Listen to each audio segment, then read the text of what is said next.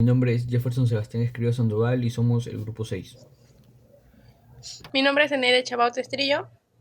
Hola, ¿qué tal? Soy el estudiante Jean-Pierre Condori Quispe, de la carrera de Administración y Marketing. Mi nombre es Yasbet del Carmen Roque Neira, Mi nombre es Brisa Ivana Lazo Tello integrante del grupo 6.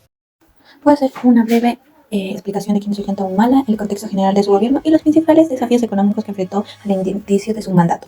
Para comenzar, Ollanta Humala Tazo es un militar retirado y político peruano que llegó a la presidencia del Perú en el año 2011.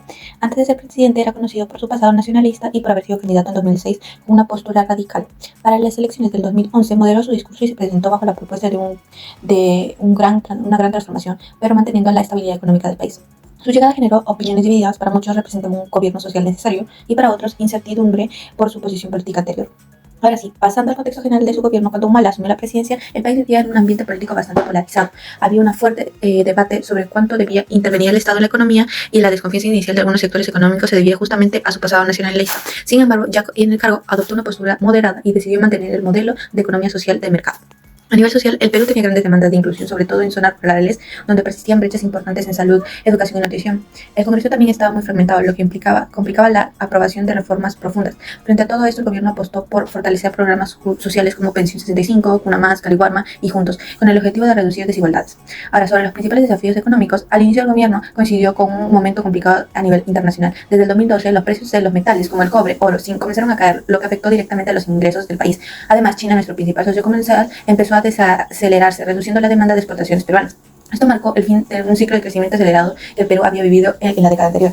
A nivel interno, el reto principal era mantener la estabilidad macroeconómica en medio de esta desaceleración global. También tuvo que enfrentar conflictos sociales por grandes proyectos mineros como Conga y Tía María, que reflejaban la tensión entre impulsar el crecimiento económico y atender las preocupaciones ambientales y sociales.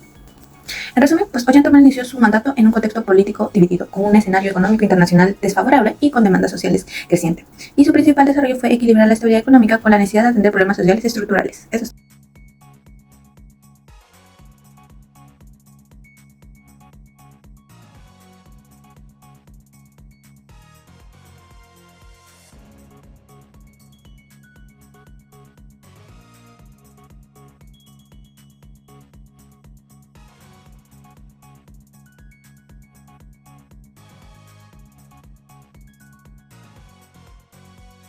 Mi nombre es Jefferson Sebastián Escrivá Sandoval y somos el grupo 6.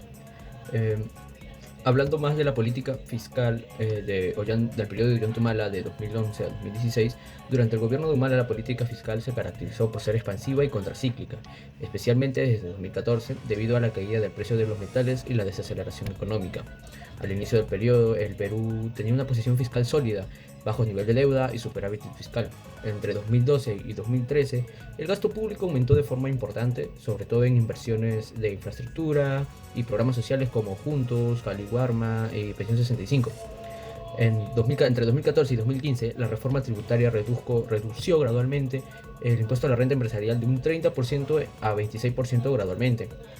De esta manera buscaba atraer más inversiones, pero redujo la recaudación pública en un contexto de bajo crecimiento. Hubo déficit fiscal, pasó de superávit en 2011 a déficit superior al 3% del PBI entre 2015 y 2016, debido a un mayor gasto público y menor recaudación. La deuda pública se mantuvo baja y sostenible, alrededor del 23% del PBI, porque el país tenía espacio fiscal para endeudarse. Se aplicó política fiscal contracíclica, más gasto, menos impuestos para sostener la actividad económica. Esto ayudó a evitar una caída de mayor crecimiento, pero generó déficit fiscal. Continuando con la política monetaria fue prudente y estable en el periodo de Humala, enfocándose en mantener la inflación dentro del rango meta, que es cerca del 1 al 3%, en un contexto de choques externos y volatilidad cambiaria. Hubo inflación controlada. En el mayor tiempo de su periodo se mantuvo dentro del rango meta. Solo entre 2015 y 2016 subió ligeramente por choques de alimentos y tipo de cambio. La tasa de interés de referencia, el BCRP aplicó recortes entre 2013 y 2014 para estimular la economía ante la desaceleración económica. Luego subió moderadamente en la tasa entre 2015 y 2016 para contener presiones inflacionarias. Hubo intervención cambiaria. El Perú mantuvo un régimen de flotación sucia. Esto quiere decir que el BCRP dejaba flotar el tipo de cambio, pero intervenía para evitar movimientos bruscos. reservas internacionales elevadas. El Perú alcanzó más de 60.000 millones en reservas, lo cual permitió controlar la volatilidad y dar estabilidad.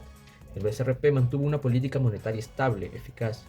Controló la inflación, redujo tasas para sostener el crecimiento y evitó sobresaltos para cambiarios usuarios, reservas y derivados.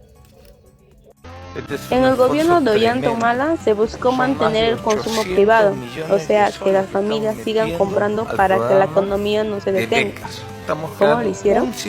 Con más bancarización, más gente con cuentas y acceso al crédito. Además, programas sociales como Juntos, Pensión 65, Jaliwarma y Pesca 18 dieron dinero y apoyaron directamente a los hogares. Durante el gobierno de Humala, la inversión pública se enfocó en carreteras, transportes y saneamiento. La inversión privada sigue atractiva, aunque afectada por precios de minerales y conflictos sociales. Proyectos como la línea 2 del metro y el gasoducto sur peruano impulsaron empleos y desarrollo. En el gobierno de Ollanta Humala se buscó mantener el consumo privado, o sea, que las familias sigan comprando para que la economía no se detenga. ¿Cómo lo hicieron? Con más bancarización, más gente con cuentas y acceso al crédito. Además, programas sociales como Juntos, Pensión 65, Jaliwarma y Pesca 18 dieron dinero y apoyaron directamente a los hogares. Bien, vamos a hablar sobre el gobierno de Ollanta Humala. Aplicó ciertas políticas de inclusión social y estabilidad macroeconómica. Además, también generó críticas por falta de reformas estructurales y conflictos sociales. Su gobierno perduró desde el año 2011 hasta el 2016. Bien, ahora vamos a hacer un análisis crítico del gobierno de Ollanta Humala. La primera pregunta que se plantea es si fueron acertadas las políticas aplicadas. Podemos decir que sí fueron acertadas con los programas sociales que fortalecieron iniciativas como la Pensión 65 y Caliwarma. También se presenció una estabilidad macroeconómica, ya que se mantuvo con crecimiento económico promedio al 4% anual. Y también tenemos una reforma tributaria minera. Se implementó un nuevo esquema que gravamen a las empresas mineras. Respondiendo ahora a la segunda pregunta, ¿qué consecuencias positivas o negativas generaron? Empecemos por las consecuencias negativas. Se presenció conflictos sociales, hubo fuertes tensiones con comunidades por proyectos mineros como el de Conga y Tingomaría. También tenemos la corrupción y cuestionamiento ético. El gobierno finalizó con investigaciones por presuntos actos de corrupción. También tenemos la falta de reformas estructurales. No se avanzó en diversificación productiva ni en mejoras sustanciales en la educación y la salud, como él prometió. Ahora tenemos las consecuencias o aspectos positivos que se puede resaltar de su gobierno. Sí, podemos decir que él redució una pequeña cantidad de porcentaje de pobreza en el Perú, ya que al iniciar en el 2011 hasta el 2016 que finalizó su gobierno, se pudo estimar estadísticamente o porcentualmente que existe una diferencia entre 7% de reducción de pobreza. También tenemos, él nos dejó una mayor inversión en infraestructura básica, especialmente en zonas rurales, y consolidó los programas sociales que hasta el día de hoy son parte de la política pública.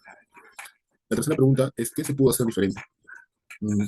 Hemos podido, o él pudo haber aprovechado mejor los ingresos mineros para impulsar sectores como la industria y la agroexportación. Pudo haber creado mecanismos más sólidos de diálogo con comunidades y políticas ambientales. Obviamente, todos los gobiernos han sido el blanco perfecto para poder hallar corrupción en sus gobiernos. Por lo tanto, él tenía que haber luchado contra la corrupción y modernizar el Estado para una mejor confianza de la ciudadanía, por parte de la ciudadanía. Y por último, invertir más en calidad educativa y cobertura sanitaria. Hubieron áreas que quedaron rezagadas y abandonadas. La conclusión, el gobierno de Ollanta Humala fue moderado y pragmático, pero se alejó de su discurso inicial de la izquierda radical. Sí, logró mantener la estabilidad y bienestar social, reduciendo la pobreza en cierto porcentaje, pero no transformó la estructura económica ni social del país. Gracias. El punto de evaluación de resultados macroeconómicos. Tenemos lo que es el crecimiento del Producto Bruto Interno. Tenemos en 3 periodos, que fue el 2011, 2012 y 2013, que hubo un crecimiento del 5%, impulsado por los altos precios, ¿no?, de los minerales. En lo que es la inflación se mantuvo dentro del rango meta del BCRP de 1% al menos de 3%, que solo, bueno, subió temporalmente por factores climáticos, ¿no? También hubo en lo que es el empleo, sí hubo desempleo urbano, que fue del 5% al menos 6%, bajo para estándares regionales, ¿no? Lo que es el tipo de cambio sí bajó y subió de un 2.60 en el año 2011 y del 3.40 en el año 2016. Que bueno, una causa fue pues la apreciación global del dólar. En lo que es deuda pública y fiscal, perdón, deuda fue del 18% al 23% del Producto Bruto Interno.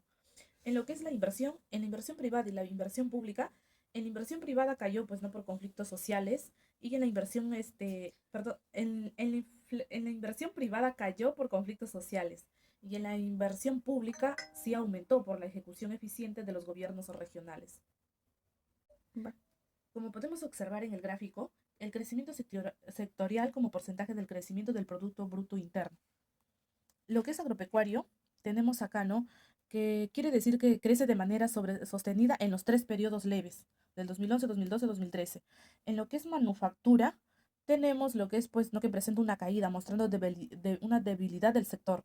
En lo que es electricidad y agua, mantiene un crecimiento estable, se puede decir estable, que refleja el aumento de la actividad productiva. En lo que es construcción, como podemos observar, ¿no? Que acá tiene, o sea, sobresaliendo, especialmente en el 2012 y 2013. En lo que es en el comercio, tenemos lo que muestra un crecimiento moderado y estable durante los 3 años, 2011, 2012 y 2013. Y otros servicios, ¿no? Que ya se mantienen constante y buen desempeño sin grandes variaciones, ¿no? Se podría decir.